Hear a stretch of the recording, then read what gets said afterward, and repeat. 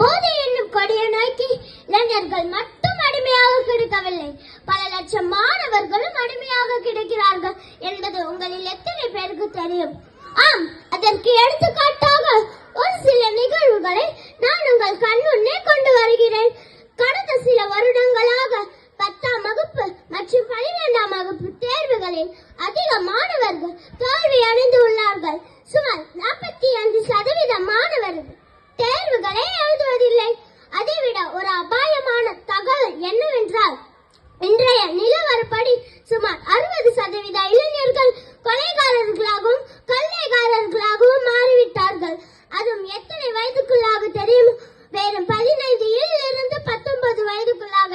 இதற்கெல்லாம் காரணம் என்ன தெரியுமா? இந்த போதை மட்டுமே.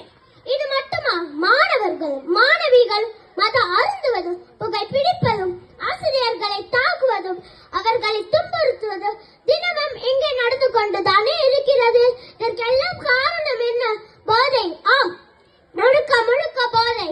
என் மதிப்பிற்குரிய தமிழக அரசே, தமிழக காவல்துறையே, இந்த மேடை பயன்படுத்தி கொண்டு என் அண்ணன்களுக்காகவும் என் அப்பாக்களுக்காகவும் உங்களிடம் பணிவன்புடன் வேண்டிக் கொள்கிறேன்.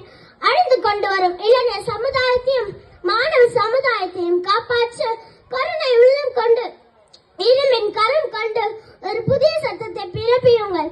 ஆம், மது கடைகளை மூடவும் புகையிலைகளை தடுக்கவும் உடனடியாக ஒரு சட்டம் இயற்றுங்கள். இல்லையே மிக விரைவில் நம் தமிழ்நாடு ஒரு கொள்ளை நாடாக உருவாகி ஒரு சுடுகாடாக உருமாறும் என்பது சத்தியம், சத்தியம், சத்தியம்.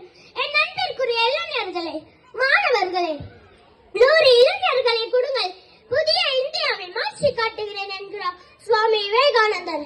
இளைஞர்களால் மட்டுமே பலமான திடமான சமுதாயத்தை படைக்க முடியும் என்கிறார் மாவீரன் மேலும் பிரபாகரன்.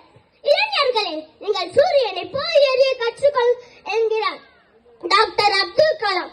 இப்படி பல அறிஞர்களின் கனவுகளை போல தன் நாட்டினை தோள்கள் சுமக்க வேண்டிய இளைஞர்களே, நீங்கள் இப்படி போதையில் தள்ளாடும் பொழுது உங்கள் பெற்றோர்களும் மனைவிமார்களும் பிள்ளைகளும் படுகின்ற வேதனையை என்றாவது நீங்கள் உணர்ந்திருக்கிறீர்களா? உணர்ந்தால் இப்படி போதையில் அடிமைப்பட்டு கிடப்பீர்களா? இனியேனும் இதை உணர்ந்து சிந்தித்து எப்படியாவது இந்த போதையிலிருந்து விடுபடி, இல்லையில் உனக்கு நிச்சயம் சுடுகாடு. நன்றி, வணக்கம்.